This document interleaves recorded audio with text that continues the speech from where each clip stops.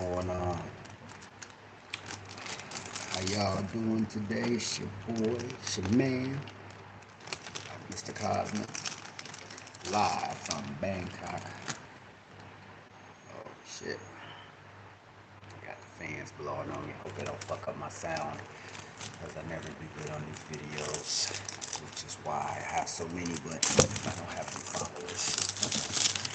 Well, in this particular case, I'll show you guys what I get for $7 in Bangkok. 1 second.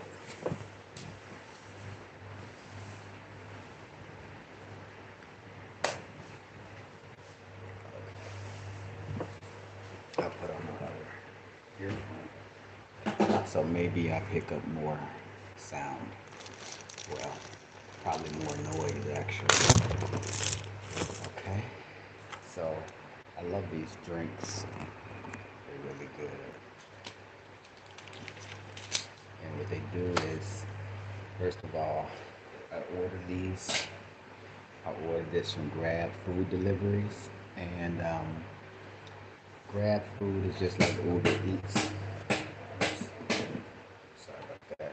It's just like Uber Eats. Basically, you put your money on the card on the app and order from local restaurants, and essentially the driver goes and pick it up and it gets delivered.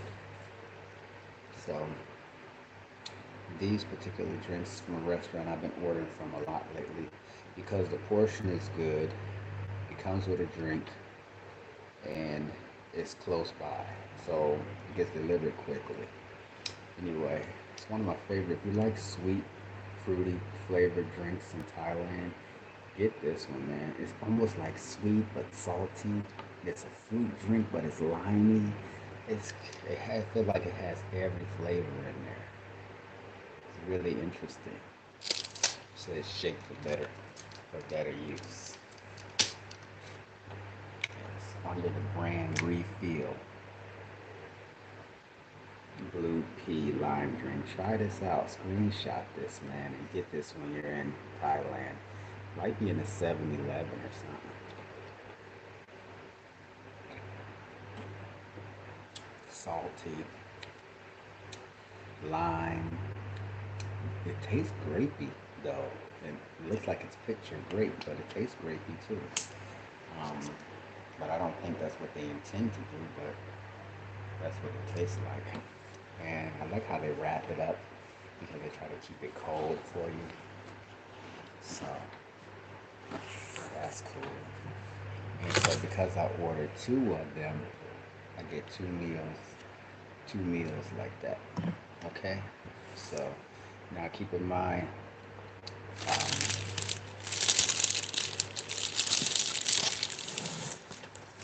you see how it has like these 2 actual meals that come with it, like this.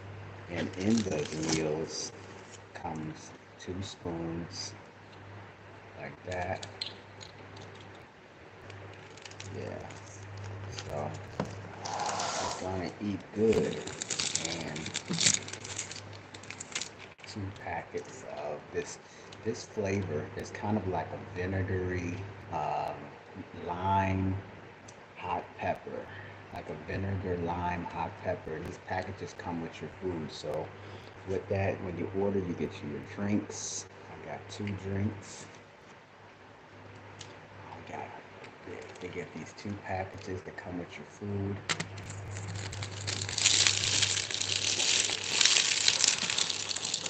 Yeah.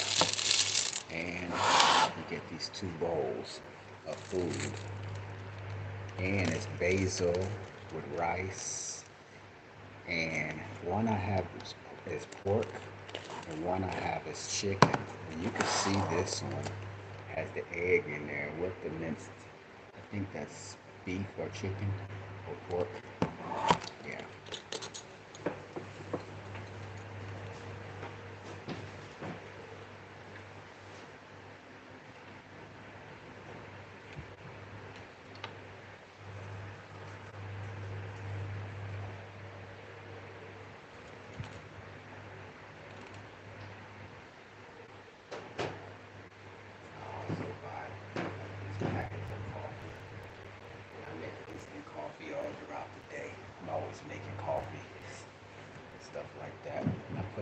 refrigerator and just make them cold. Um, yeah. And living out abroad is living abroad is not. It's not. If you're a U.S. citizen or something like that, it's like this is why I don't want that light. But you're a U.S. citizen. Um, it's it can be easy and it can be hard. You know, if your ability to adapt is not there, if you don't adapt well to change, then it's gonna be real hard on you. It's gonna be real hard on you.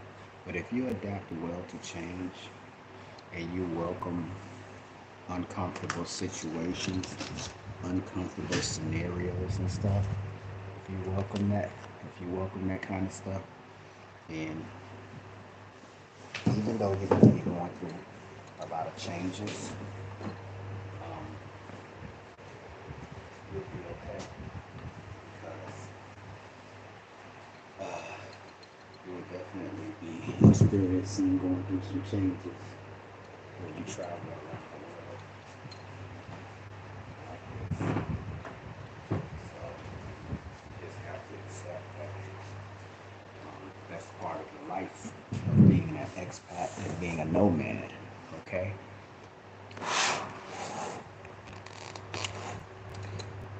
Just part of the life. Let me check out this. I think this is chicken. I'm trying to put this where that light in your face. I think this is like chicken. So for $7, I got two meals. One. This one has eggs. I think pork, basil. This one has chicken, rice, basil. Hey, it's supposed to have an egg in there. I think it is an egg omelet in there. And you get two of these drinks to go with it. All for the groovy ass price of $7, right? Yeah. So that's cool. I mean, $7. Where you gonna get that at? You know what I'm saying? Where you gonna get $7 meal at? You know, hard to find, friend. Oop, missed. Oh well. So let's do the taste test. Which one should I taste first? Should I taste the pork and egg? I'll let y'all take a look at it. And I don't know when I ever had an affinity. You can see the basil. I eat the basil. Basil is a big thing here. As a matter of fact, here in Thailand, they call it holy basil. I guess they consider basil to be holy here. And here is like basil, minced pork, and rice underneath there. And the thing about it is $7 for two of the meals. Here's my chicken with an omelet in there and rice. So, and then you get these packets, which is a spicy vinegar. And I like to put that on there because it kind of makes everything kind of, I don't know, it brings out the flavor. It has jalapenos in there, and you can see,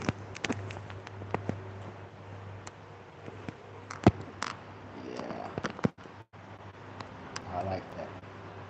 Uh, the vinegary type of smell, I really don't like that much because I'm not even a vinegar person. I don't really like vinegar, but this has vinegar, salt, and red peppers in this packet. And you get both meals. That meal, this meal, two drinks. Each meal costs $3.50 US. So, you know, this is what you get. And you can see it has rice at the bottom. You can get a fried egg. You can get no egg. I'd like sometimes to try this this egg like this, sunny side up or something. I don't know why. I think sometimes if the food is dry, I like to have the egg, makes it kind of moist. But then I have the sauce too as well. So yeah, and then just try it. Mm-hmm. And this gets delivered to you. So for $3.50 each, 2 meals, 2 drinks, and delivered here in Bangkok, you could be eating good. Well, I know in the U.S., I don't even think they would give me the napkins for for that price.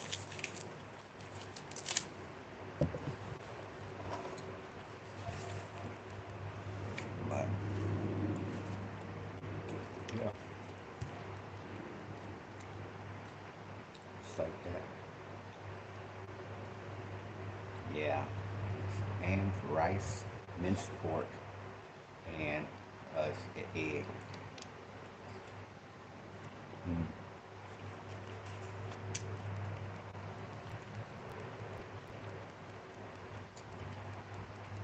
So, while I got y'all on the line, let's talk about the pros and cons of being a trader, a traveler, trainer. The thing about it is, um, traveling around Southeast Asia, it's not the easiest thing, but especially if you're solo, you have to be willing to adapt and accept the changes that you got to go through, right? I had my collar all up because I ran downstairs because the food was here. Sometimes the app be running behind. Next thing you know, you get a message and your food is arriving. What? So anyway, um, you have to be pliable. You have to be able to adapt and be able to understand that, especially if like some people are fortunate. I think they have a really good transition because they come Southeast Asia, they're young, they might get a job right away, they might become a teacher or something like that, and it's going to be quite easy for your transition if that's what you end up doing. Because I just walked and looked at apartments, and I'm by a university, and they give you a 1 year contract for a studio apartment for about 370 US dollars. Has a swimming pool on the fifth or sixth floor. It did have a gym, but the gym didn't have much, like a treadmill and a bicycle and some free weights a little bit. Looking for a more thorough gym.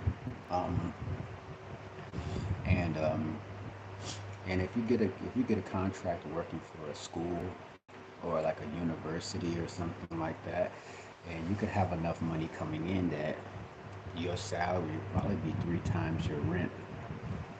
Um, but rent is like, yeah, because bring in like about 1,000 US, more than 1,000 US, and your rent for a quote unquote mid-level luxury place would be around 300 to 400. I would just say $400 a month, right?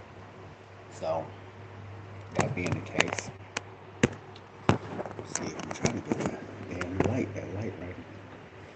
It's like this. I don't know how to take that off. Oh, okay. It's due to a smear or something.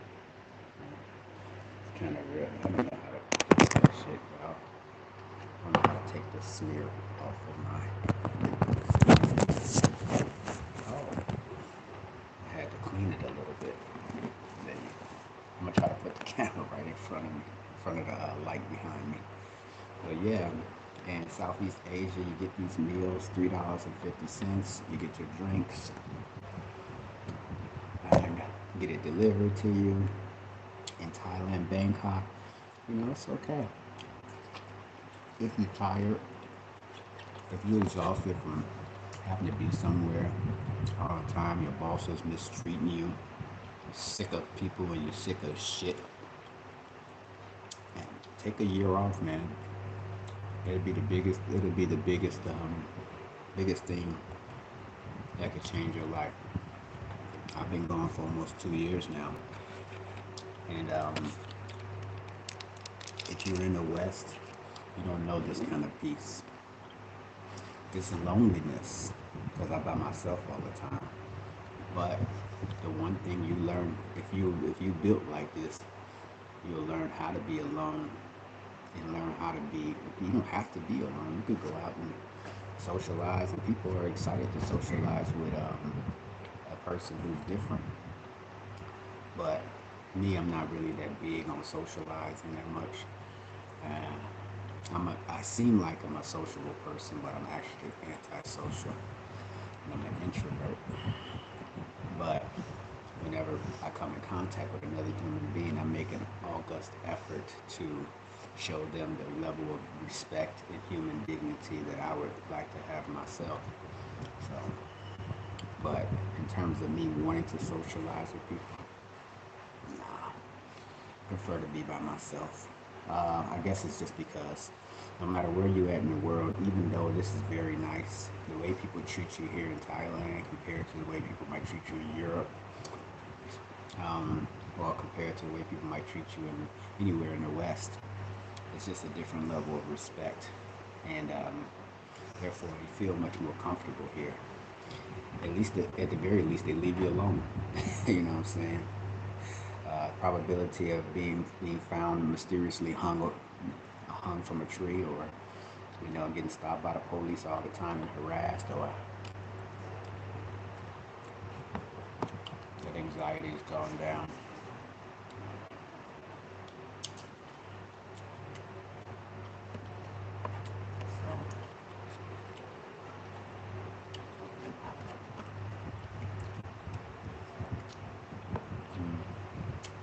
People don't like you to talk about that, but it's a fact. That's the society that we live in. It's the world that we live in. But here in Thailand, people treat you nice. You get food delivered, $3.50. Hello, hello, Omul from Romania. How are you? I'm in Thailand.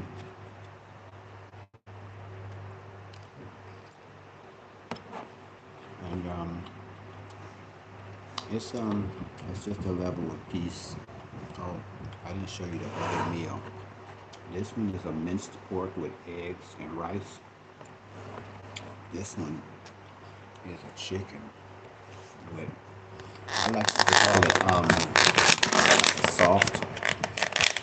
Yeah, very safe to travel here with kids. Very safe. If there's any place in the world that I would travel with kids, Thailand would be the first place. It's very kid friendly here in Thailand. Almost all the community. It's just a lot of respect for family and kids. And a lot of people bring their children here. And there's a lot of universities and a lot of schools. I just walked down 2 blocks and I went past a university and 3 or 4 schools teaching different languages. English, Chinese, Thai, I think Russian or something, I forgot. But anyway, yeah, very good place to bring your children, especially if you move into areas where it's a little bit slower. So like you could live in Bangkok but be in the outskirts. Like here, I'm a little bit farther out, 15 kilometers at least away from the city.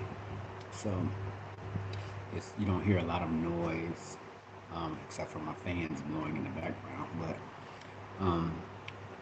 it's very peaceful.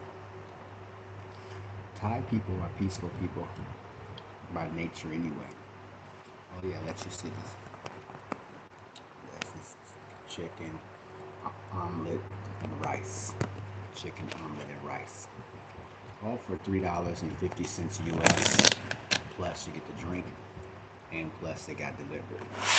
So average for 2 meals, I pay a day between $5 to $7 US. Oh, keeping up with your Well, thank you. Yeah, I'm not a popular person, but yeah, if you look at my pictures and stuff, you can see different trips. I just came from, I was just in Bali before here, and I was in Bali for a little while. Before that, I was in Malaysia for a few months. So it's Southeast Asia. I'm trying to do the full thing. I've been to Vietnam before. I'm thinking about going back because now they're doing a lot of new condo developments and creating a tourist atmosphere. So I'm thinking to go back there and see what they have to offer. Um, so that would be nice. The Philippines, they say it's really nice, but I think the prices have gone up a lot in the Philippines. It's not as cheap as it used to be in the Philippines. So that's the only reason why I came back here instead of going to the Philippines because I wanted to think about it for a while and see if it was something that I wanted to do for sure. But yeah, but it's definitely been a hell of a trip. 2 years, almost 2 years gone from the United States, and just experiencing um, a different lifestyle, a quiet lifestyle, a peaceful lifestyle, with fresh food, organic food. If you like organic food, if you like good food, a lot of street, a culture of cleanliness in general. Um, Not as expensive for your housing. This is the cheapest room I've ever gotten in Thailand. It's true you do get what you pay for, but at the same time, um, I wanted to see how would it be like to live on a really shoestring budget. And actually, I've seen some people get cheaper than what I paid. Some people pay like $100 a month. In this place, I paid $180 a month.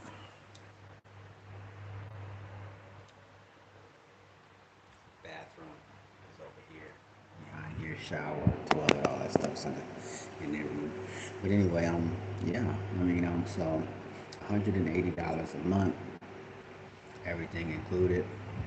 Um, you know, take a year off.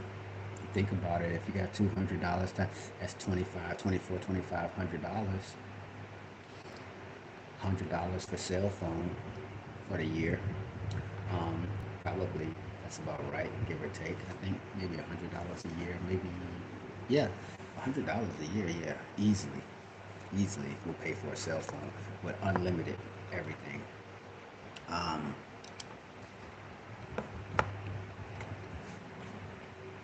Another thing, if you're traveling,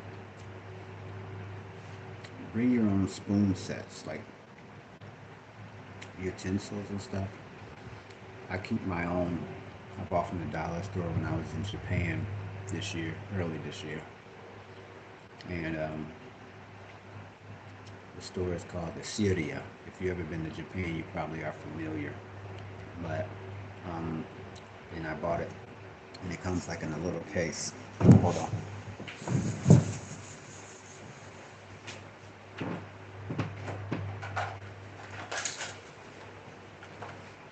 So this is what I actually like to travel with, and it's like a little case, and then that way. And why I learned my lesson is because one time I was eating on the beach, and they gave me some utensils, and after I ate with those utensils, my mouth started hurting, and I realized it probably wasn't the food. It was probably the utensils. So it's good to have your own utensils wherever you go. Seems like a bit much, but I'm saying if you're not using a disposable utensil like this or something, then it's good to have a set of these. And I keep them with me almost all the time because if I know I'm going someplace to go eat or something like that, um, you know, because you don't know if you might not have, or a lot of times I walked away and forgot to get some utensils.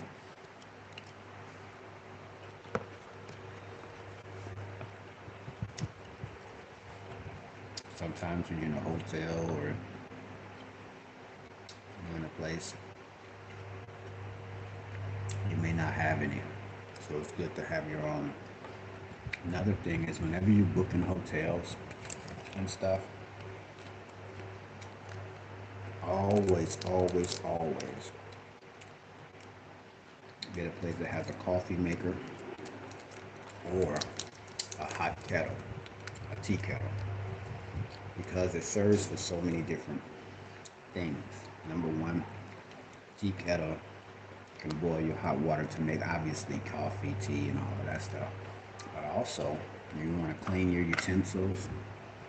What about your towels? If you have personal towels, what I do every time I finish with my personal towels, I boil up the tea kettle of hot water, and on my personal towels, my face cloth and body scrub, loofah stuff, I put it in a bowl or in the sink, and I use the hot tea kettle and clean off all of the dirts and stuff like that. And that's how you keep things sanitary. Same thing with my toothbrush and stuff like that. I use the hot tea kettle and I clean my utensils, I clean my towels, face cloths and stuff like that. And I clean like my toothbrush and anything that needs to be sterilized. So always, whenever you're looking for a hotel, an Airbnb, if you're using Agoda, whatever you're using, click the tab that says tea kettle or coffee maker. Um, Another thing is if you're going to be someplace for a while, or you know you're going to be traveling for a while, pack yourself a queen size bed cover, plastic bed cover, and at least a sheet set, including the fitted sheet, a flat sheet, and a pillowcase. Because some of these places,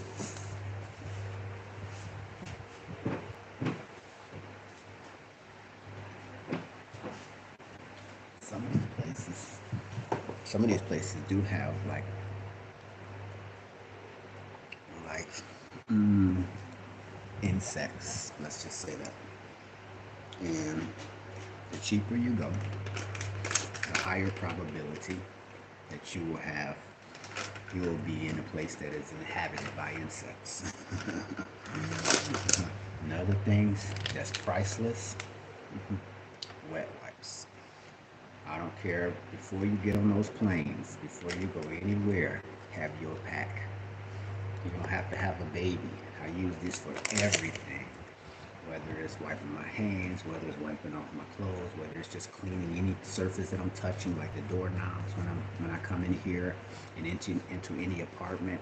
Sometimes if when I first get in there, I'll go down to 7-Eleven or one of the closest convenience stores if I don't already have something with me, and I'll buy a spray bottle of cleaner, and I take a couple wet wipes, and or a good thing to bring is one of those terry cloths that dry easy.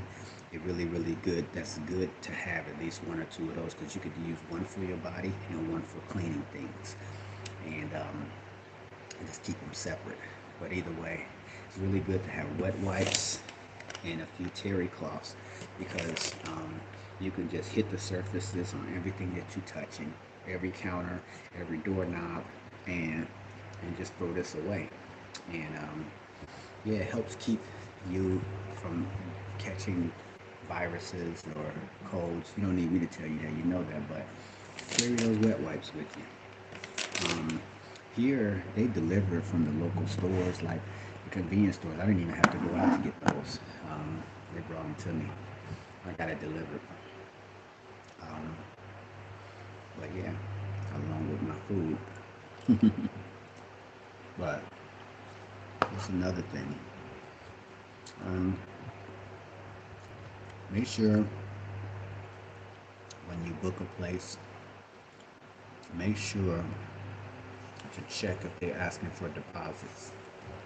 I got into a place, and after I booked it and paid, the lady asked for a deposit.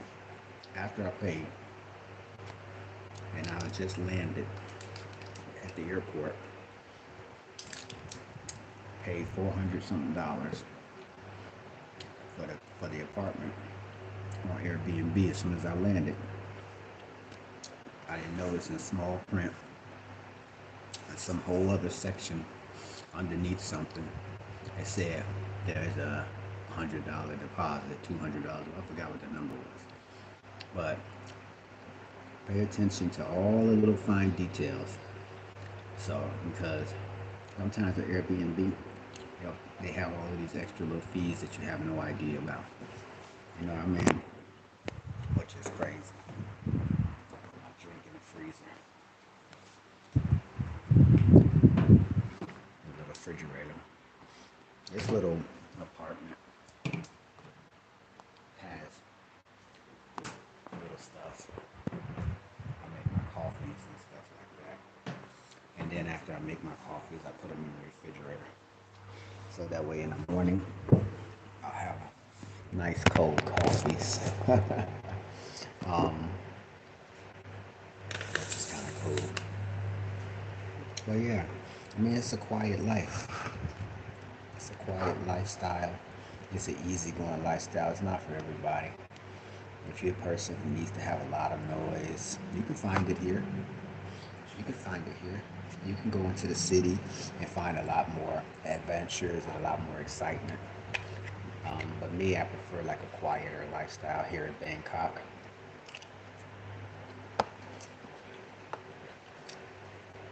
I like to chill, take it easy. I'm not pressed at all. I don't have to be in no place. I don't have to go nowhere by no certain time. I work online trading options, and setting up companies for people. Those are my income. That's how I make my money. I trade options, and I make companies for people, mostly back in the U.S. um, to help them so they can start making money. So yeah. So if you're interested in that, you can check out my websites. Or my other page is Cosmic Trading Academy. Cosmic Trading Academy. And my company is ATL Concierge Services, but it's probably somewhere in the links or something like that. But yeah, and the thing is, if you just want to take a year hiatus off, I would say the body's kind of getting kind of strong lately because things are not as cheap as they used to be 2 years ago when I was here, or 5 years ago when I first came. And one of the cheapest places to go still is Pattaya. Pattaya still is one of the cheapest places. So if you're looking for a really price-friendly place, Pattaya still one of the cheapest ones. Now to that guy, Omu, who was asking me about kids, I wouldn't really take my kids to Pattaya. Pattaya is like the Las Vegas, or like I don't know, it's like a party scene. It doesn't seem like a place for kids. Um, but other than that, yeah, and, yeah, it's pretty cool. It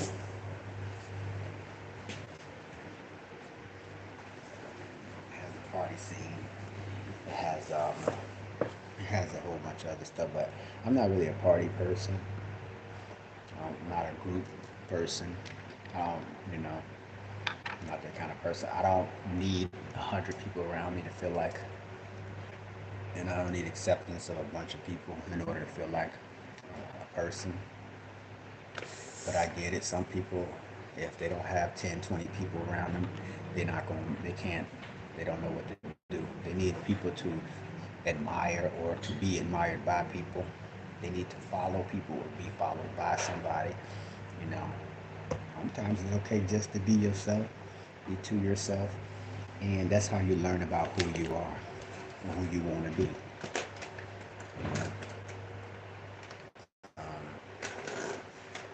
Yeah, and when you focus on you, pay attention to what you want to do and where you want to be in life, then you'll be doing much better. I don't concentrate on other people's life too much as far as like trying to, I mean, I get inspired by other people's lives. Like when I used to be just watching everybody traveling, doing like what I'm doing now, um, it was inspirational. So I used their experiences as inspiration for me to travel around the world. So almost 2 years out now, Mexico, Hawaii, Japan, um, so Mexico, Hawaii, Japan, Malaysia, Bali, Indonesia, Thailand. Um, that's what I did so far. Am I missing anything? Oh, Cambodia. Mm. So I've been out here, and I mean, I may have to return. Sometimes things are going good. Sometimes things are a little bit iffy because I didn't leave America with a whole bunch of money. I left America because I was just tired. I was tired of $700 car note, $1,400 for a studio, $600 in food bills, $100 for a cell phone. I was like, I mean, but after listening to a bunch of Audible books, I eventually started to get a grasp on my financial situation and start to understand that I had to pay myself first. And I realized that the majority of people are so concerned with, I got to pay these bills, that you never really get ahead. You know why? Because after you finish paying your bills, you want to treat yourself to something nice. So you end up never really saving and investing in anything. And I realized that was by listening to a lot of books. That was the backwards approach. So the 2 years before I left America, I was re-listening to all these books, and they were saying all the books were saying the same: invest first, no matter what your situation is. I don't give a fuck if you're sleeping in a car. The first thing you do is take the money that you're going to take and put it to the side for your investment, no matter what. It doesn't matter if you're behind on your light bill or whatever. Put your investment money to the side first. The rest of the shit you'll catch up on. And once you become committed to that in your mind, things start changing for you financially. They really do. And people don't believe it, but the people that do it, they experience it, and all you have to do is just ask them. You know, that's the reason why people deal with 401ks and stuff like that, because it's money that's invested without you seeing it first. Because people know that if they see the money, they probably gonna spend it. The only thing about 401k that I learned later is how much they were taking from me for nothing. When I realized there's a thing called a 220 investment kind of strategy, where money managers essentially take 2% no matter what of your money, no matter what. 2%, whether they make you money or you lose your money, they take 2% automatically. Okay? So keep that in mind, that you don't want to let people manage your money who can do the same thing that you can do. Because what they usually do is put it in some kind of a ETF, or what might be called an exchange traded fund, which is basically a big pot of a bunch of different stocks. And usually it's going to be something like Vanguard, S&P 500, so on and so forth. And all this is a big melting pot of stocks that they take your money, charge you 2% just for management fees. They put that money in an ETF. And then if it makes money, they charge you 20% on the money they made you. The reality is, when I realized after listening to books and reading that I could do that myself, I could take my own money and put it in a ETF for free. And I don't have to give nobody no 2%. Because now, after COVID and all that, all the brokers have changed now. Um, They're not charging those fees. Back in the days, it used to be like you had to spend $15 to put on a trade, $10 every time you put on a trade. Now it's free. Now through people like Robinhood, Fidelity, you can trade stocks for no fees. You know, um, so keep that in mind. And so once I grasped that, things really start changing for me.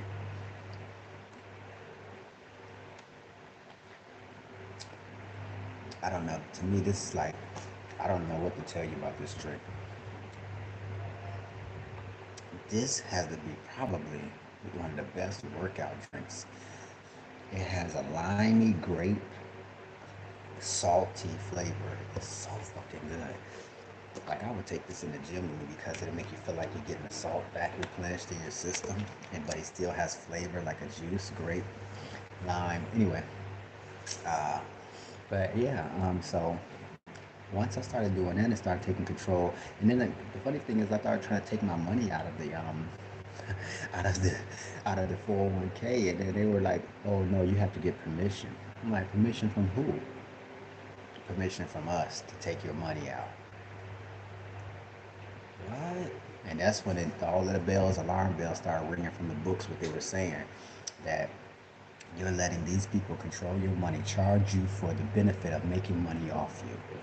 And I was like, oh wow, 401k end up being a real big ripoff, and you really don't know it until you actually investigate the fees, which most people never do. And the companies that they usually sign under, which is usually the company that you work for, they get a kickback from using whatever money manager that they're using. They get a kickback as a company. So it's in their best interest to suggest to you to use this company or use this money manager because that company gets something back for that. Um, so invest in yourself first. Um, and I was working around financially literate, I would say, individuals. And once I started asking the right questions, things start falling into place and start making sense. Um, they were saying, like, at first I thought, oh, how much do y'all save? You know, and one guy, I asked him, I said, how much do you save? Like 5%, 10%, 20%? He's like, I save 50%. I was like, 50%? How do you put away 50% of your money? He said by starting off with 5 and 10%. And eventually you get to the point where you you're saving um, half of your checks. And I didn't realize that. I'm like, it just seemed unheard of because most people are barely surviving. But when you be around people who have been making money for a while, you realize that they're saving the majority of their money. Most of their money they're saving. And you're like, oh, this is why you keep getting wealthier on top of wealthier. And they don't mind taking a deal.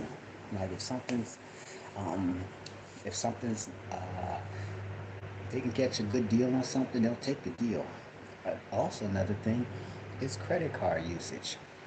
A lot of the wealthy people that I was around was telling me how they basically all their trips were free because everything that they pay for in their everyday life is points credit cards with points on it.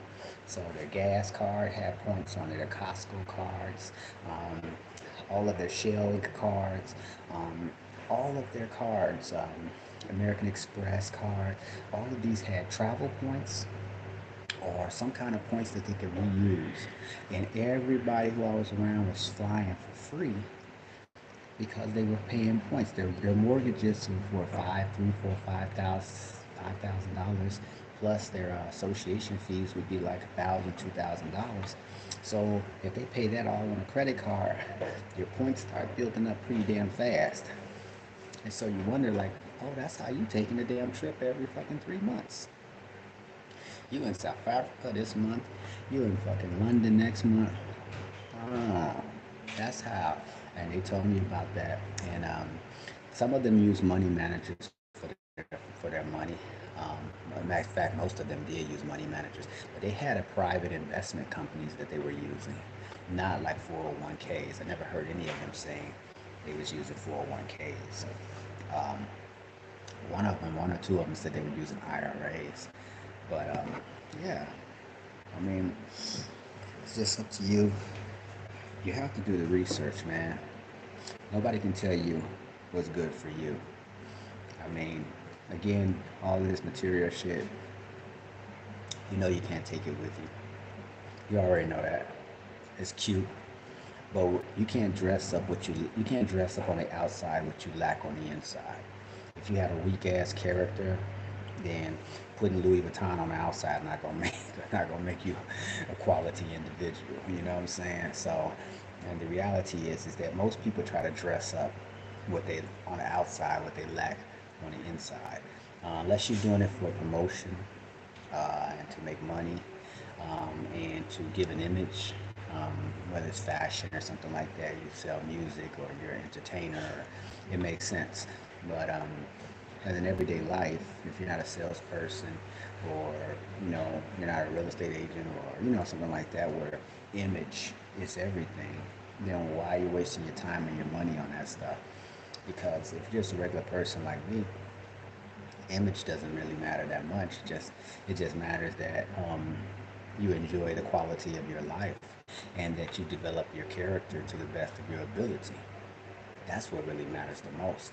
And you can't dress up. They said we used to say back in the days you give a pig a wig and give it a gig. Well, in reality, is a lot of people put a lot of shit on the outside of them, trying to make up for what they lack on the inside. So just get more knowledge and information about who you are. And the way I learn more about myself is by exposing myself to different environments. That's why I'm here in Thailand and Bangkok. And like I said, I just came from Bali. I was in Bali for a few months. I was in Malaysia before that. And before that, I was actually here in Thailand in the southern part, which is a nice area. If you're into retirement areas and quiet areas, they have an area called Hua Hin. It's very peaceful, very quiet, very easygoing. I stayed at a wonderful place called the Rain Condo. Look that up if you get a chance. The Rain Condo, and it was really nice. Peaceful, quiet, um, by the beach. Paid $400 something a month. Everything I wanted. The only thing it didn't have was washing machine services, but if you took your clothes to any of the stores nearby, they washed them for you. I ain't gonna lie, I like to kind of keep my eye on my own clothes a lot of times. Sometimes I let other people wash them, but um, I like to know that my shit got some soap in there and shit got cleaned. But yeah, um, so that's pretty much the life out here traveling abroad. And it's kind of cool. I just want to do it before you die, because life is short, and it's better to just do something. Like people are like, oh, what about my money? I'm gonna be broken. Look, man, this is the most important thing you can know. If this is what you want to do, and you're worried about being broke, guess what? Do it anyway. Get all the money you can together. Get all the credit you can together. Sell everything that you don't fucking need if you by yourself. If you're a single person, I don't know if you got kids, it's a different story. But if you're a single person or you're a couple and you don't have no responsibilities, then listen, you can build this other shit back up later. But this is once in a lifetime, you know? Come on out here and experience it, you know? You won't regret it, even if you go broke out here. Just make sure you pay for a return ticket. And one of those, what do they call it, floating return tickets, open, an open ticket. Yeah, just pay for, if you're that concerned, pay for an open ticket. And that way you can come back whenever you need to. And, like, cause when you're out here, a lot of times, shit, I don't even, I buy like one-way tickets. I don't even buy round trip tickets out here. Because I don't know when I'm coming back to any particular area. Like, this is my third time back to Thailand. I ain't know when I was coming back. You know?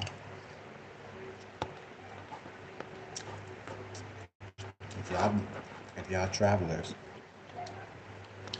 If you're traveling right now, give me a thumbs up. But yeah, I mean, I do this because of the people say, well, how can you do that? How can you afford it? The funny thing is, man, I do this because I can't afford the other lifestyles. To me, this lifestyle made more sense. Hey, Selected Sage, how are you? Okay, Sage. To me, the this lifestyle is cheaper than the lifestyle that I was having in America. So people are like, how can you afford to do that? It's like, no, how can you afford to stay? It started being so pricey that I just didn't even see it working for me anymore. So Sage, where you from? But I decided to just come on out here and try to have a go at a lifestyle that I thought would be more price and more efficient. Um, and that's what I found this life to be. Even with catching flights from different countries, um, I found it to be a more cost effective lifestyle.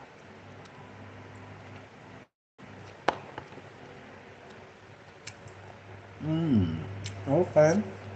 Okay. What part of Mexico you in, Sage?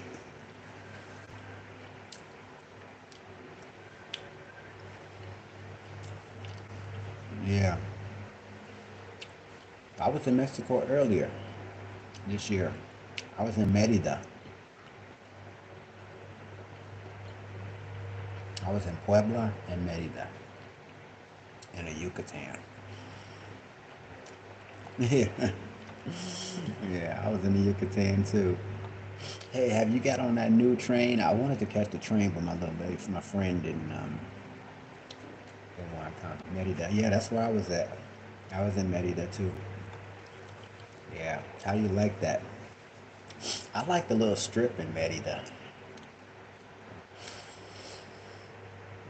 Hmm. Okay, so I stayed in Santa Fe. What do they call that place? Santa Fe. I stayed in that community at first, which was kind of out a little bit. And that was kind of like a suburb, kind of chill. And it made me feel like if it was cleaned up, it would have been like Beverly Hills. I mean, because the streets was nice, and huge streets, beautiful little roads in the middle of the streets, palm trees going down the center of the streets. I was like, this shit is like a Beverly Hills if they cleaned this shit up. Um, but they didn't really clean it up that much. It was, a lot of areas had trees and piles of stuff, and it was like, damn, they only knew what they have here. But so yeah, that part I really did like that community though. I could have saw myself melting in there and kind of disappearing. Um, but then I moved. I said, okay, let me get into the city and go see what this Merida life really about. So I went into the city, and to be honest with you, man, I um I didn't see that. I didn't see it. That's why I didn't stay in Mexico. I left from Japan to go all the way to Mexico because I was like, I've been meaning to go to Mexico to see what Merida was about. When I got there, I was like, I didn't see it. Um, the strip was nice, but once you get off the strip, mm, I mean, like depending on like, to me, it was the difference between the south side, the south suburbs of Chicago, compared to um, like Naperville. You know what I'm saying? Like, you know what I mean? But I'm cool on that. It didn't do it for me. And I mean, I ain't gonna lie. I can't complain about heat because I'm in Southeast Asia. Yeah, I spent some years in Chicago, yeah, as a young man. Yeah, so I know about Chicago. But yeah, I mean, so that's the difference between like to me, yeah, I was like, yeah, the strip. And I had got this hotel that was right off the strip, not too far off the strip. And some of the hotels and some of the food I ate at the gastro place, what was that called? It was something Museum of Gastronomy or something. Oh man, that place food was real good. It was real good. And I didn't do a lot of shopping.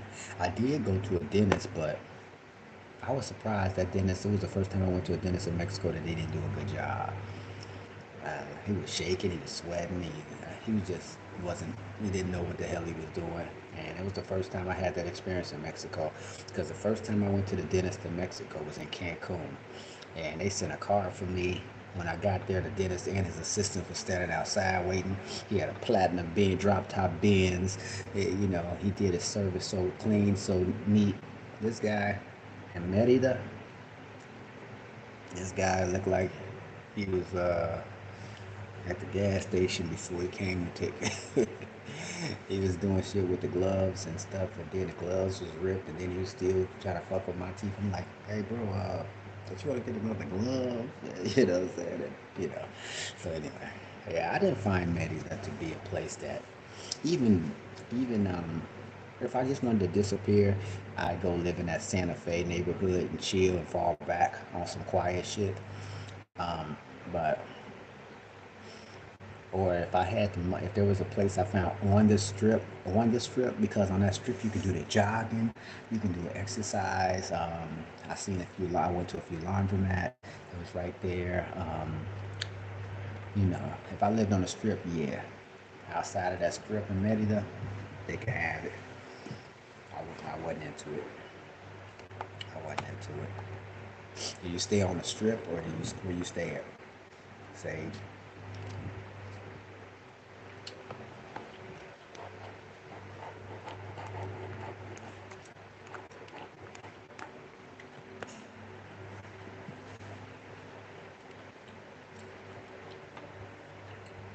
But yeah, west of Central. I'm still trying to remember. Hmm. Oh, west of Central. Oh, okay. West of Central. Okay. What's that area called? Man, I had researched Merida so much. What about the train? Did you catch the new train yet? That's what I wanted to do. Catch the new train over to what they call it, Playa del Carmen. That's what I wanted to do. But my friend wanted to go back home. He didn't catch the train yet. Okay. Yeah, that train was just finished. They had just finished it like that. Was they wouldn't just finished last year, I think. And the president wanted to make sure that it was finished before he got out, and he did. So I heard. I don't know. They were saying that they had some few little problems and hiccups and stuff, but I assume they probably ironed a lot of it out by now.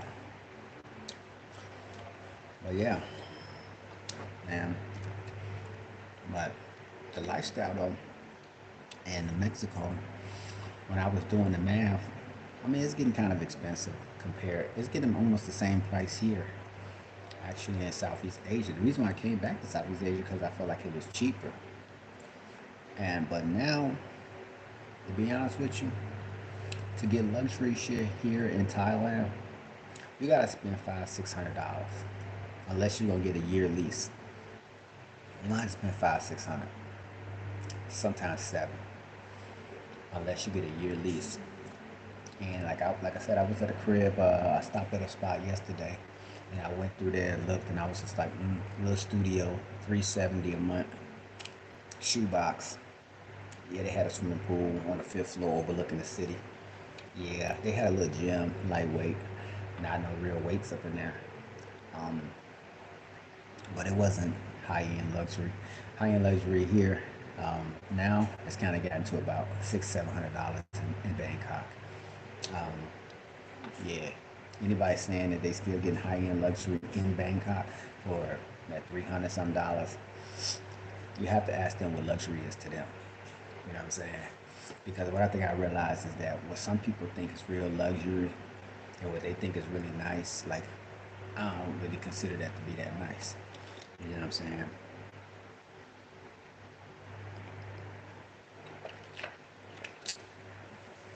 So you gotta show me some receipts. What part of Chicago you from, Sage?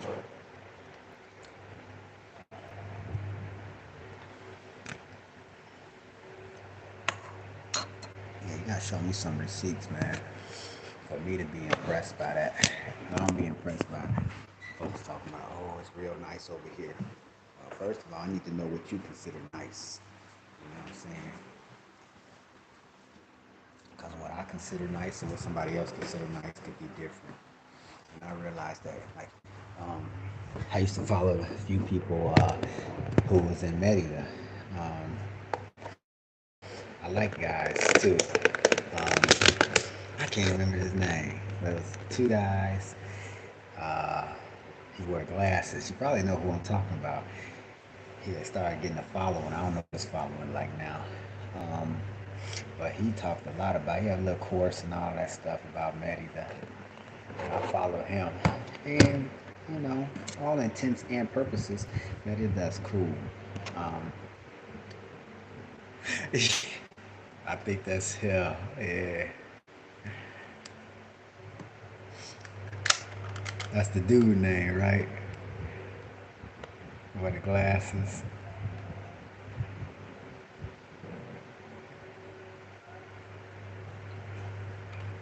He got a homie who be trading too. I forgot the dude name who be trading. Darrow or something, I forgot. Yeah. Is his name Monty? Yeah, that dude, yeah. I used to follow him back in the days. He's one of the people that inspired me to really, go check out the city. Then there was another light skinned dude who I actually saw him there. Um, he has a channel. I think he's a light skinned middle aged guy. He might be about 29, maybe 30. Yellow dude. Yeah. Oh yeah, yeah. I do know. Yeah. No, the other guy, Monty. Yeah. Okay. So the guy I'm talking about is like one guy was a dark brown skinned guy, and he kind of talked.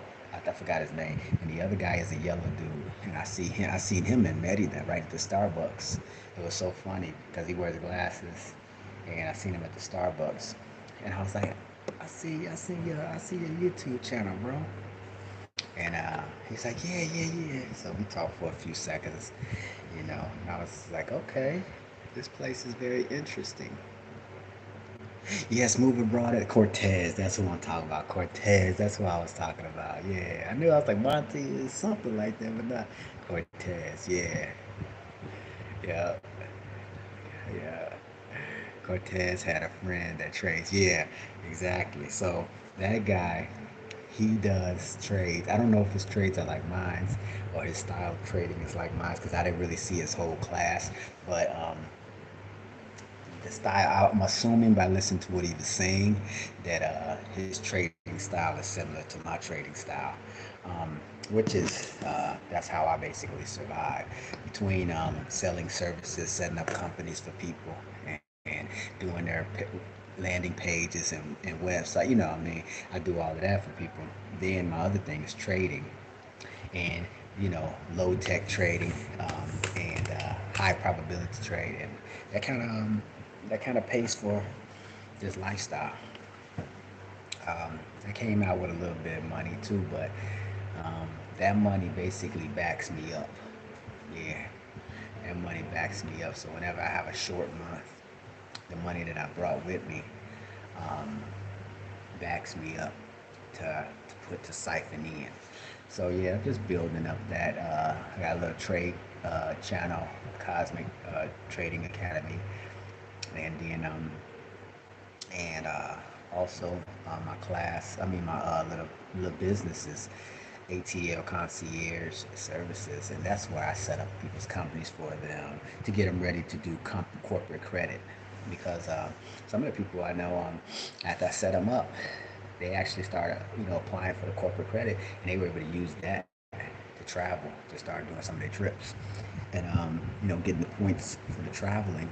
And what they would do is paying their rents and all that through their company cards, car notes, and all that, and building up their points and use those credit cards to travel with. So, yeah, I mean, it's a thing. It's a thing, man. It's real smooth. I mean, yeah. Yeah, selected sage. Yeah. So that's basically what I do, and just travel throughout Asia. I'm thinking about coming back to Mexico. I was really thinking about that, but I want to go to. I still want to see so much of South America. I mean, never seen Argentina, never seen Chile. You know, Brazil. I don't know why something. I got this big apprehension about going to Brazil, but um, Brazil. You know, obviously be one of the biggest places. There's so many things to Paraguay. I hear they really making moves. I like watching that. What's that? Yeah, Austin Holman. What's his name? Austin Holloman, something like that. And yeah, I like to watch his South America stuff. Oh, he's in Ghana now. He in Ghana. So I'm trying to. That's what I'm trying to decide right now. Am I going to, um, take what kind of route am I going to take around Africa?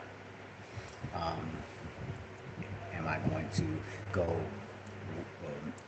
come in from the bottom of Africa, like South Africa, and then come up the east coast past Ghana, Kenya? I mean, excuse me, past Kenya, and come up to the UAE? Because I've already been to Ethiopia twice, and I've been to Egypt, so it's kind of like, I don't know if I really want to do that again.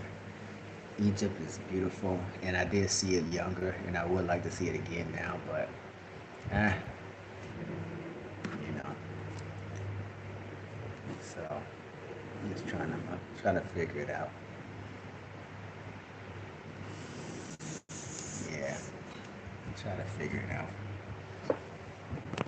So, oh, Merida. Look how much you pay for your rent in Merida. How much is your rent in Merida? Like I'm working on my floor. Oh, have you ever gotten into freelancing? Yeah, that's basically what I do. Basically, like freelancing. What type of freelancing are you talking about, though? 'Cause I don't have a job, so I would consider that freelancing. Oh, you pay too damn much. Um, what's too damn much?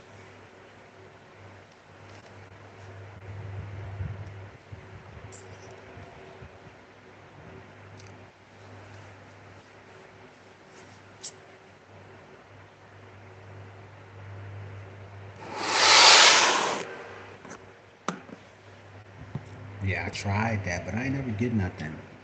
I ain't never get nothing with I put up I put up profiles on Fiverr and stuff, and Upwork and all of that stuff. For I've had stuff up. I did stuff like that for years, and I did get a little work, but I never cracked the code on how to get a lot of people to hire me for stuff. They kept saying do shit, and then I researched that for a while. They were saying do shit for free, and what I did end up doing, I never cracked no code where I had a consistent work. Let me put it that way. Um, I did make. Then I did the Amazon books. I made a whole bunch of like hundreds of journals and posted them on Amazon. So if you look up my name, like Murad, um, and if you look up my name, Murad, Youssef, you'll see like hundreds of journals. M A R U Murad Youssef, Yusef. You'll see hundreds of journals in the Amazon book section that I did, and they pay you um, like a commission off of that. But you gotta sell a lot of journals, and the thing is, who's gonna buy your journals? You gotta pay for advertising. Nobody knows you exist. That's the part that people don't really tell you that much about.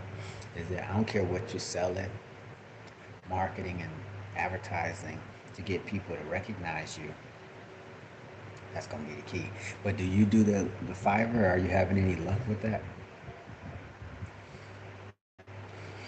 Because I didn't have very much luck. I mean, they did call me for a few little jobs.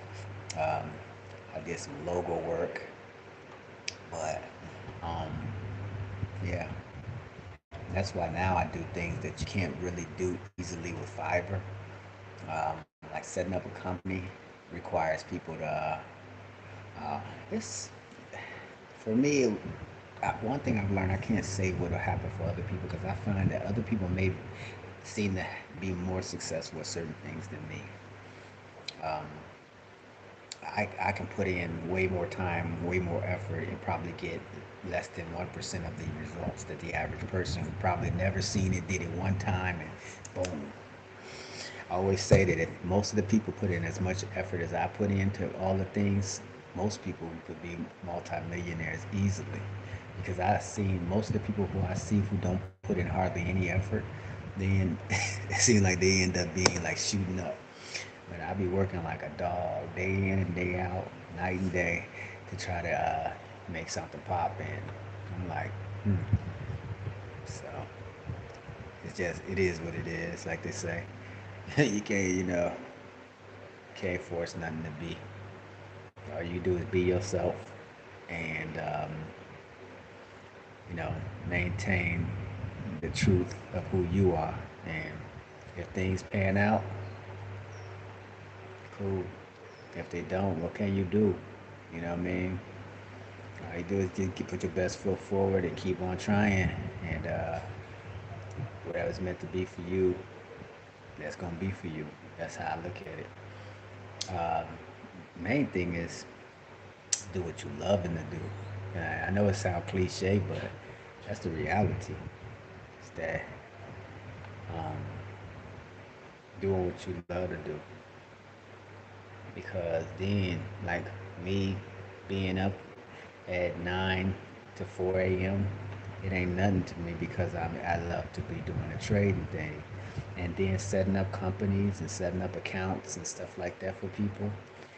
Doing their landing page, making their logos, putting in all their information for their stuff, doing their email addresses, making sure they have business cards, setting up their virtual mailboxes and all of that stuff, getting them on, put it in the Secretary of State, and doing all of that work for them. Like to me, that's like that gets me. I love doing that. Like right now, I get paid for that. Like, and it's starting. And one thing is what I like to do is with those customers now is have them pay me weekly, and that's really better because like when you out here it's almost like getting a weekly check because they'll be like, well, I don't have 1,000, $1,400, and I'm like, it's okay, just give me $100 a week. You know what I'm saying? And they got to put some money up front, like 250, because all of the things cost money. But once they put that money up front, I can incorporate them. I can get their business cards. I can do some of the work that costs money, and I can get that knocked out up front. And the rest is all about how my mind and my ability to do the digital artwork and stuff like that on the different platforms. So after I set up their companies and start doing their web pages and all that stuff, and they start seeing the stuff coming in, and they get their business cards and they see their logos, and then they start paying. Next thing you know, I'm getting a check like every week on my Cash App of $100. Balance is $900, $100 from here, $50 from there, and it's like okay, you know, and it's like okay, I need to get like 10 clients like that, and and it could be $1,000 a week coming in. You know what I mean? And so that's what I'm really enjoying and working on. If I get 10 clients to set up companies and businesses for them and have them paying weekly, um, uh, then then I can have a good income coming in. And the more that I do it for people, the more they tell other people. And the more it really uh, makes me more money and gets me more customers and makes more people happier. Because a lot of people, they don't know how to set up companies. A lot of them don't know how to, they don't want to deal with logos. They don't want to deal with a landing page. They don't know you got to get a 1-800 number. They don't know you got to set up a virtual mailbox. I do all of that stuff for them. And so they don't even have their hands off. All they have to do is put out a deposit like 250, what I'm saying, 300, and that way I don't have nothing coming out of my pocket and then somebody run off. But yeah, I do that, And then that way I can pay for all of this stuff, the incorporations and all of the different little fees that I have to pay for, set up their 1-800 number, set up their virtual mailboxes and all that stuff. Then I give them an okay, I start doing logos for them and then giving them a chance to check them out and say which one they like. Once they say they like that, we take that to the next stage. Then I get their hosting and I get their website. We figure out because we already know what the name of the company is, so it's easy to find me a domain name, and I set up their domain name .com, .org, whatever they want, and then before you know it, man, shit. Once we got half of that shit set up, people start paying like every week, $100, $100.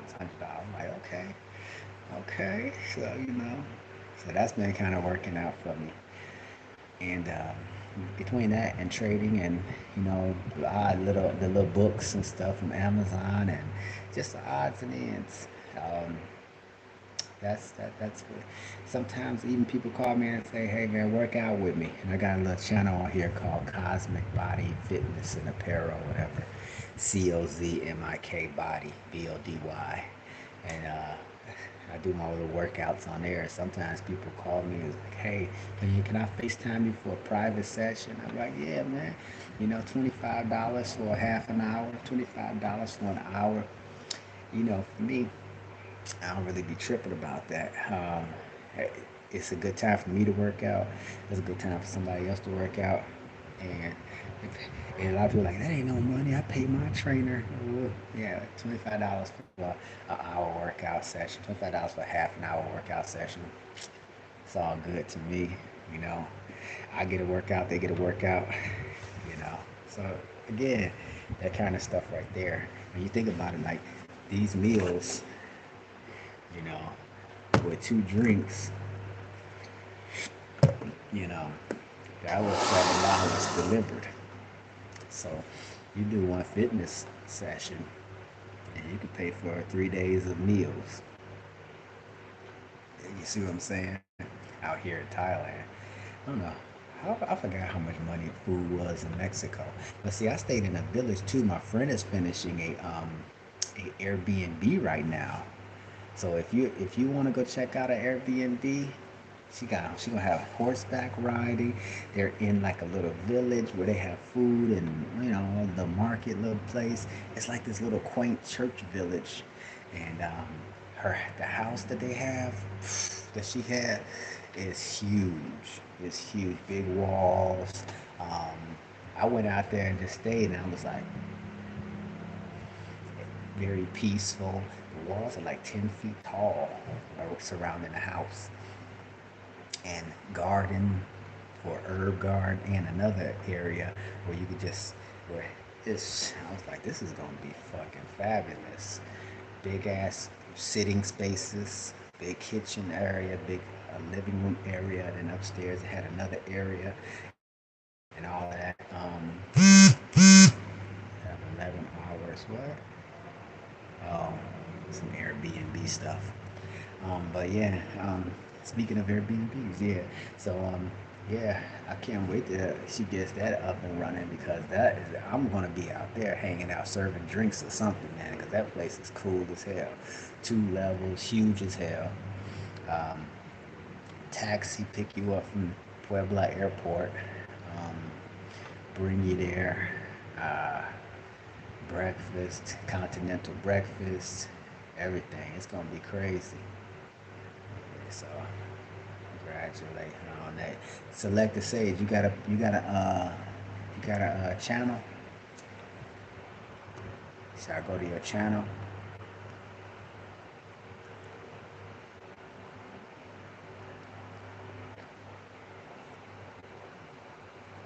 Oh, you're doing good. You got 70 subscribers. Okay, select the stage. Check you out. Oh, I think you got more followers than me. I know. So somebody else said like it was random that your live came up on my channel. Like maybe because you're a traveler, met either those things. Hey, the algorithm picked you up, right? Because I have been to Merida this year. I am a traveler, so technically it did pull you up right. You know, send me your travel channel. Which one you want me to subscribe to? Pretty Little Maverick.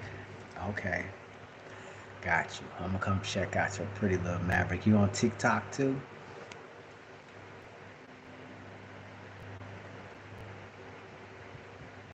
I'm gonna come follow you, Pretty Little Maverick and stuff. You on TikTok too? But yeah, you didn't tell me how much was the. Yeah, mostly IG. Okay. On Selected Sage or Pretty Little Maverick on IG.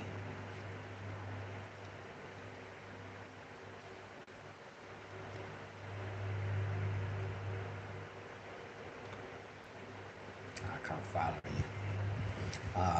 But how much did you say it was over there in Merida? On west of Central? You didn't tell me how much it was. TikTok, I started in Mexico by accident, need a U.S. account for it. Oh, okay. I'll come up with you on the IG. But anyway, on PLM.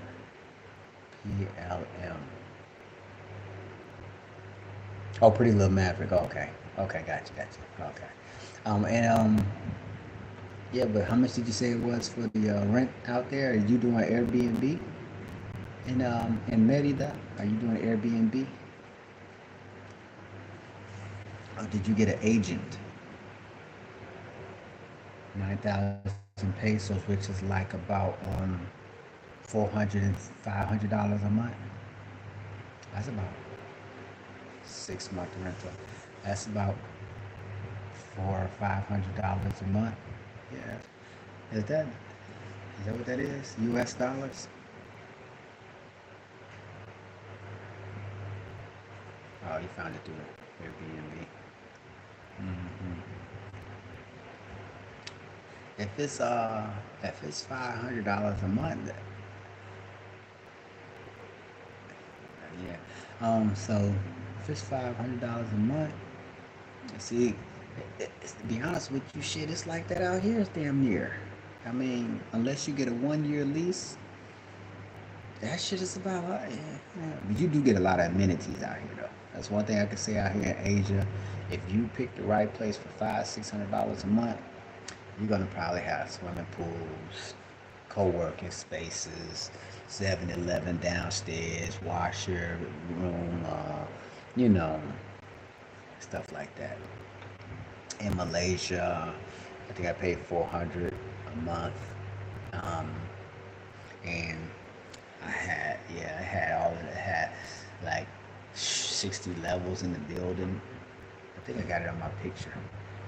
Sure, the locals in the building are paying around six. Yeah, they do. They get you.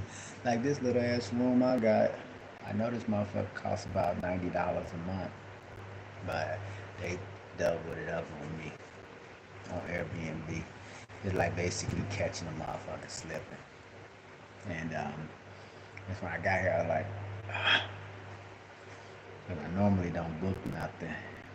But this is the catch 22 because if you only get 1 week, you pay a lot more money.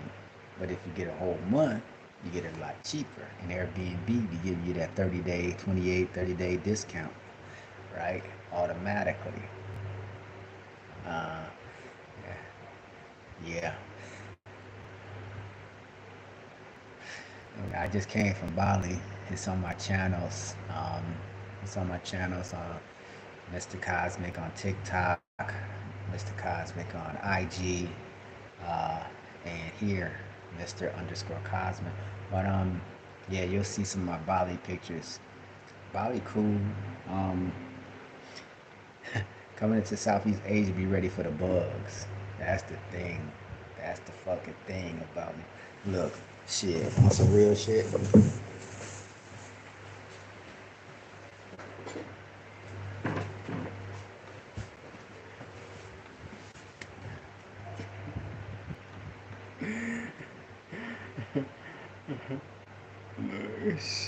Look, I'll be like, uh, uh, uh, uh, uh, uh.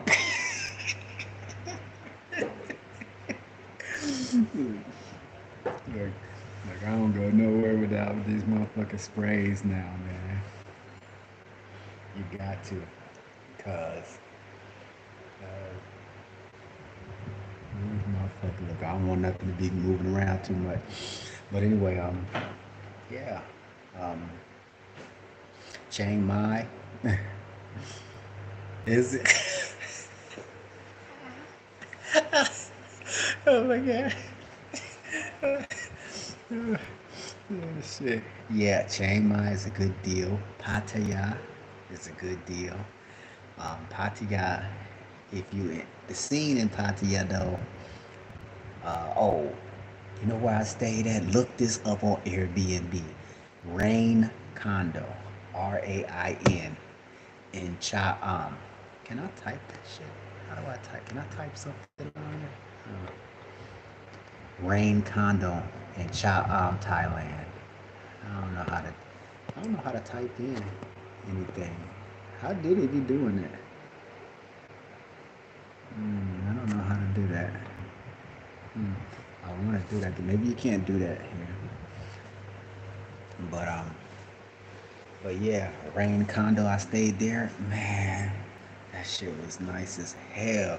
Like I really want to go back there right now. To be honest with you, this place finna be up in about 4 days, 5 days, and I'm really thinking about going back to Rain Condo. Yeah, and CHAAM.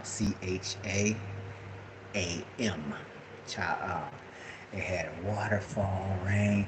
It was down the street from the beach. You'll see on my pictures if you go through my on my page and you go to Rain Condo, you'll see it. Man, talking about peaceful. Man.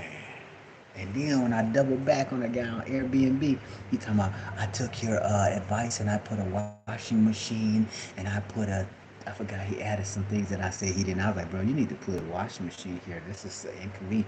He's like, so now it's $100 more. I was like,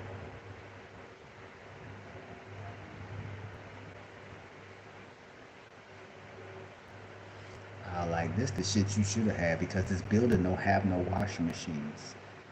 So, but anyway, I mean, you talking about on some chill shit.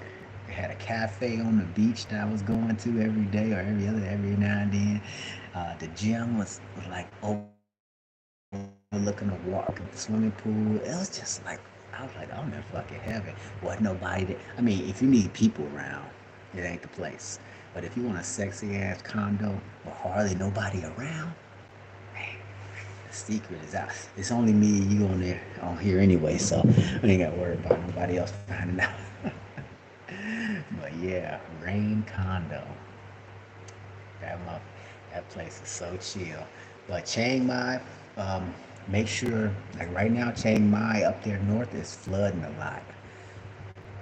So you don't want to go during the rainy season. This is rainy season right now in Chiang Mai. And I just talked to somebody who was saying it's flooding up there. So, so two things you got to worry about Chiang Mai. I got lucky that the first time I visited Chiang Mai, I didn't even know anything about it. They got burning season and they got rain season. So make sure you ain't there for either one of those, especially if you have sensitive lungs. You know. So burning season and rainy season. It's rainy season right now. It rains pretty much every day here. And usually in the afternoon, it's gonna rain for about an hour at least every day. So I'm not sure. Not sure when it starts, but you don't want to. You don't want to be here. You don't want to be in Chiang Mai for that. Yeah, yeah. So yeah. So the cheapest ones is Chiang Mai, Chiang Rai, um, and Pattaya. Yeah, and Hua Hin. Hua Hin is a retirement area, and they have a nice mall. I got it on my page where I was walking through the mall in Hua Hin, and that's like a retirement area. But don't get it fucked up, cause actually I know a girl who's out there, and she's probably in her 20s, and she's enjoying it because she likes that peaceful kind of lifestyle, night markets and stuff, and she got her little motorcycle. I was like, okay, everybody got their little thing going. Shit. And I thought it was kind of strange to see a young person there, but you know. Everybody likes something different. So I would say Wahin for a good price. Pattaya. Pattaya still got, especially don't do Pattaya. Don't do downtown Pattaya. Don't do the inner. Do above Jamtien or below. Don't be in Pattaya City. Like for me, I just, that shit was, it was too many, there was too many sugar daddies and, and you know wherever there's sugar daddies, where there's everything else. And they were just wasn't my scene. But I did like away from there, because I want to. What I liked about Cha Am, which is on the other side of the water, because you know, bottom of Thailand has a little part that's long that goes down to Malaysia, and the other part is Pattaya that faces on the Cambodia side. And the thing about it is that in Cha Am, when I was there, they had like these long strips and big sidewalks by the beach where you could just walk and walk and walk. I was like, this is nice. And it wasn't so busy with people, vendors having their stuff all in the streets and all over the sidewalk where you gotta. That's the only damn thing sometimes about Thailand is that certain places where you walk, especially in Bali, that's the one of the main reasons why I left Bali, to be honest with you. Besides the bugs, like literally, man, sometimes I would be in a room and all of a sudden, I mean, with doors closed and everything, and all of a sudden get a swarm of ants or flying ants in my room in Bali. It's like, what the fuck? And this would happen like every 2, 3 days. It's like, where the fuck are they coming from? And they could sweep underneath the door, and like my doors were sliding doors, so obviously there was nothing in between where the doors slide. There was a space, and that gap was where they can just.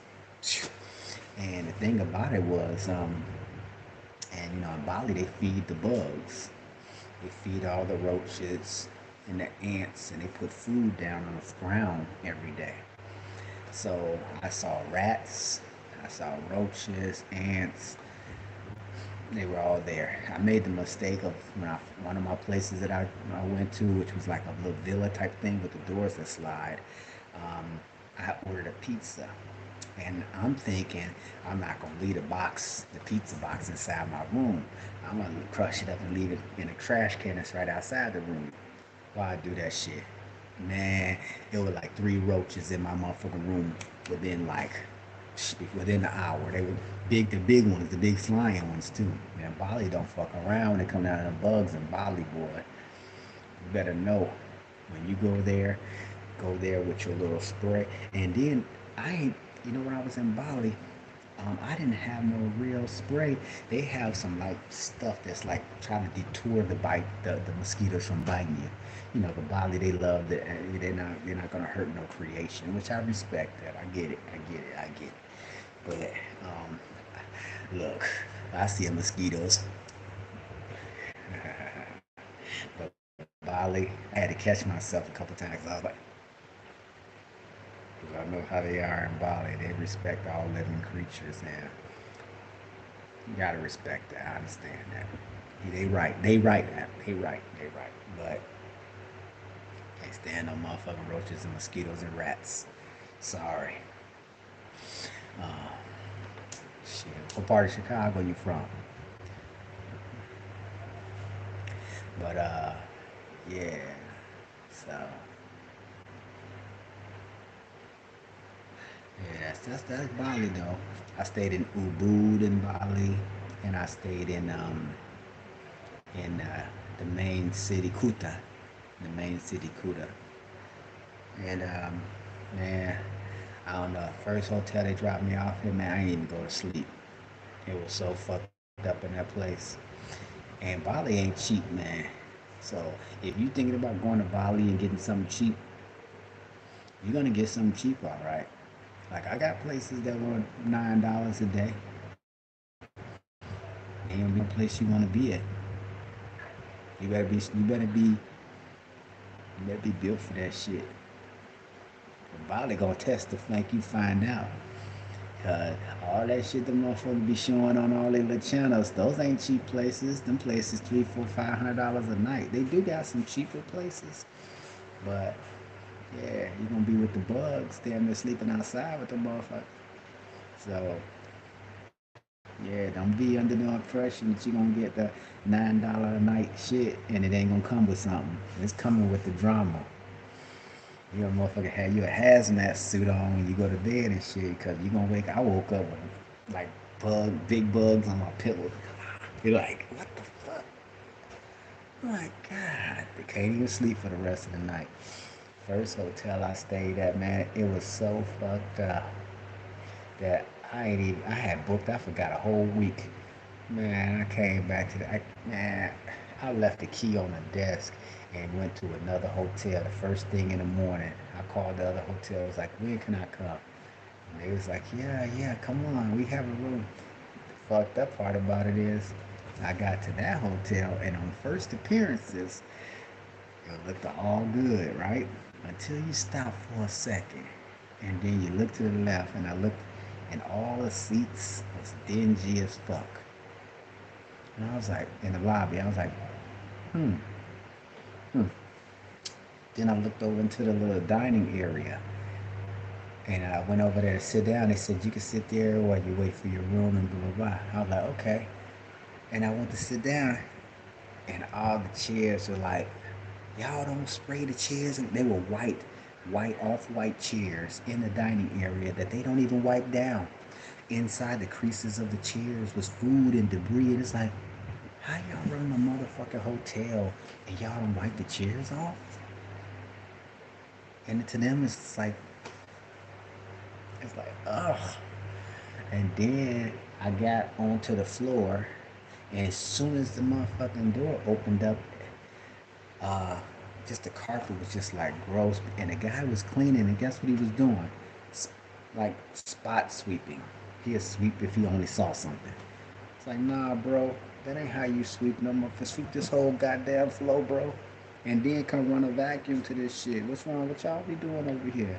Then I got in the room. The room looked okay on first appearances, but it was roaches on top of roaches in that motherfucker. As soon as I started moving anything, man, I told them if I went outside, got to do it. I said, come in, man. I said, what's all this shit on the side refrigerator? And as soon as he moved the refrigerator, like three roaches, he started stomping on the rug. I was like, oh my gosh.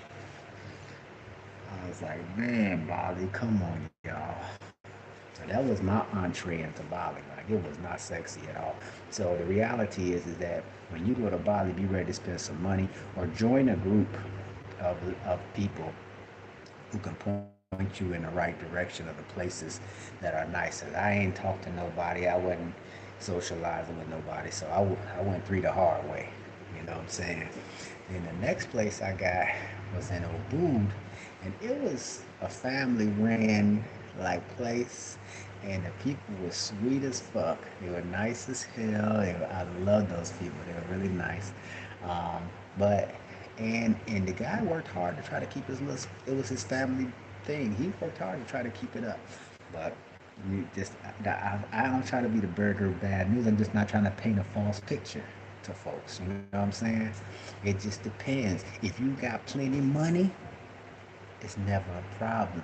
You're gonna live at the best places everywhere you go. If you're ready to spend $200-300 a night, it's never a problem. You're gonna be in luxury where you go. But, but if you're talking about spending $300, $400 a month, baby, bye. You already know. So just think about that. You know what I'm saying? And don't try to go too. Now, it was one nice place I was in Bali actually. Um, Before I went to that place in Ubud, it was a place in between, and now that place I really liked. It had a nice blue swimming pool. It was like in the wood. It was like in the fields. It was like a little crib in the fields, but it had swimming pool. It had you know, I was on the second floor. It was hardly no bugs at all. The people kept it super clean. And if I had to go back, I'd go back to that place. It's in my video. If you see any video of me in Bali and you see a swimming pool with me in the swimming pool, inside the swimming pool, that was the place. Because that place, it was family owned type of thing too. But um, you talking about like chilling and falling back, that was a place you could fall back to. And it was clean and it was on the second floor and it wasn't a lot of bugs at all. And they didn't have no amenities really. It's just what you had to deal with. I ordered all my food, kind of like what I do right now. And that's it. That's it. Um, but yeah, I'm gonna check out your page. I'm gonna come check you out, pretty little what? Pretty little nomad or something? Oh, pretty little maverick. Pretty little maverick. Oh, pretty little maverick. I'm gonna check you out on IG, pretty little maverick, and on uh, IG, pretty little maverick. All right, I'll check that out. I'll check out your pages. Okay, so let us say thank you, appreciate it. I'm gonna put this food away and get back to on this. If you can, hey, if you got any money, I did just get my teaching English as a foreign language thing too, and that's a good thing. If you got a bachelor's degree and stuff like that, um, they got a lot of schools here in Thailand um, that you could apply for before you even come. Here, I'll show you. I'll show you which schools.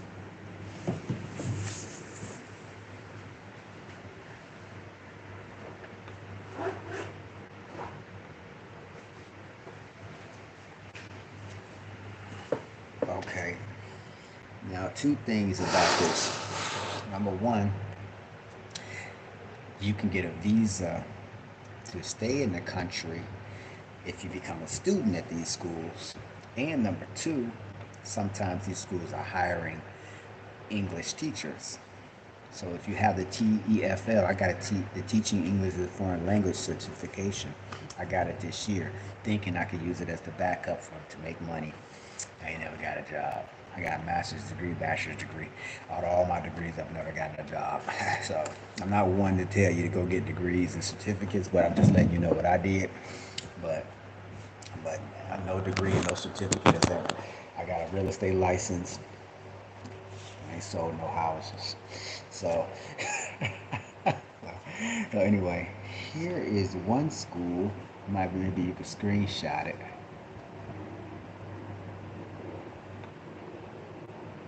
And this school, um,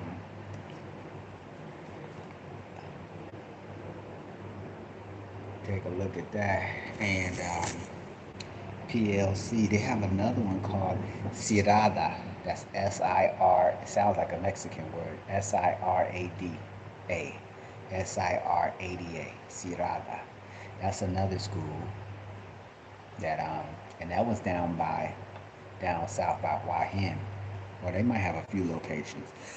This is a school by me. I just went to, and the lady said they would give you a visa, and they're looking for teachers. I don't know if you can see that. I don't know if you can even see that. Oh, damn camera. I need to get a better camera. I know. Tries. Just type that in. Tries. TRYZ. Tries school. Um, they teach. Yeah, I don't know. They teach a whole bunch of different languages. But yeah, I walked in there yesterday, and I need to send this lady a message. She said she was looking for teachers. So, I mean, if they're paying about, I would say at least, if you think about it, like the apartment that I threw the thing away for the apartment, but the apartment here that I saw was 12,000 baht for the studio. So, if I'm making, I like to say 4 times the amount, 48. So it's somewhere between 36 to 48. thousand baht. If I can make that much, then then it'd be worth teaching at. And she got her line, the Facebook, TRYZ Language School. Check that out. That's what I saw. I walked over there the other day, yesterday, and PLC language study and stay in Thailand. So yeah, like if you can get your visa to stay in Thailand for a whole year. And then the other school is Sirada, SIRADA. But these used to be cheap. Like look at this one, 24,000 baht for 12 months. You see that? I bet you that shit ain't that no more. 24,000 baht for 12 months. I ain't seen that price. I got this 2 years ago, almost 2 years ago. Man, ain't that price no more. This shit like double that now. So they want like damn that $1,000 now to get a visa for a 12-month visa now. It's crazy. So that's crazy. Cause look, only 24,000 for 12 months, and yeah, to learn Thai, 150 hours. I mean, just imagine that. That would be lovely. But still, 24,000. Oh yeah, 24,000 is damn net. Is damn net. 30,000 is $1,000.